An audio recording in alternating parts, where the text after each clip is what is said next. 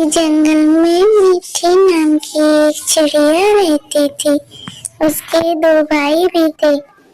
वह बड़ी शरारती थी। उसके दोनों भाई उसे बहुत प्यार करते थे। लेकिन कुछ ही दिनों में वह बड़ी हो गई और वह दोनों भाई बहुत ही ज्यादा चिंतित रहने लगे।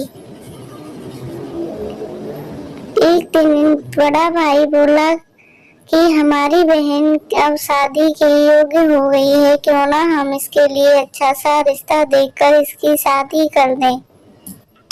तभी छोटा भाई बोलता है कि हाँ भाई, मेरी नजर में एक लड़का है, चलो इसकी हम शादी की तैयारियां करते हैं। कुछ ही दिनों में मीठी की शादी हो जाती है। उसका परिवार बहुत ही अच्छा होता है। वह खुशी खुशी अपने परिवार में रह रही होती है। उसकी सास उससे बोलती है कि बेटी, कोई भी परेशानी हो तुम बेझिझक मुझे बता सकती हो, मैं तुम्हारी माँ हूँ, कभी मुझे सास के रूप में मत देखना। वह बहुत खुश होती है। मीठी एक दिन किचन में काम कर रही होती है। तभी वह सोचती है कि अब तो रक्षाबंधन आने वाला है, क्यों न मैं सासू माँ से जाकर बात करूं कि मैं रक्षाबंधन पर जा सकती हूँ या नहीं। तभी वह किचन का सारा काम करके सासू माँ के कमरे में जाती है और बोलती है, माँ मैं रक्षाबंधन के लिए राखी खरीदने जाऊँ क्या? सास खुश होकर बोलती है, जाओ बेटा।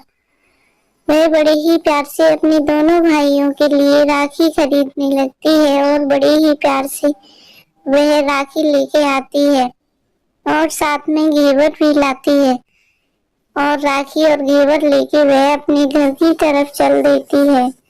तभी रास्ते में देखती है कि एक तोता बहुत तेज रो रहा होता है। मीठी बोलती है, भाई क्या हुआ, तुम क्यों रो रही हो? तभी तोता बोलता है, बहन आज रक्षाबंधन है लेकिन मेरी कोई बहन नहीं है और मेरी किसी ने राखी भी नहीं बांधी, क्योंकि मेरे पास देने के लिए कुछ भी नहीं है। तभी मीठी बोली, तुम भाई आप बिल्कुल मत रो, मैं आपकी राखी बांधती हूँ। वह बड़े प्यार से उसे राखी बांधती है और लड्डू खिलाती है। अपने घर की तरफ आती है। तभी वह सासू माँ को सारी बातें बताती है कि रास्ते में तोता मिला और मैंने ऐसा किया। उसकी सास बहुत खुश होती है। तभी वह अपने मायके आती है और अपने कालू भाई को राखी बांधती है और कालू भाई भी उसे बहुत सारे तोहफे देते हैं। फिर वह अपने दूसरे भाई के पास आती है और खुशी से दोनों रोने लगते हैं।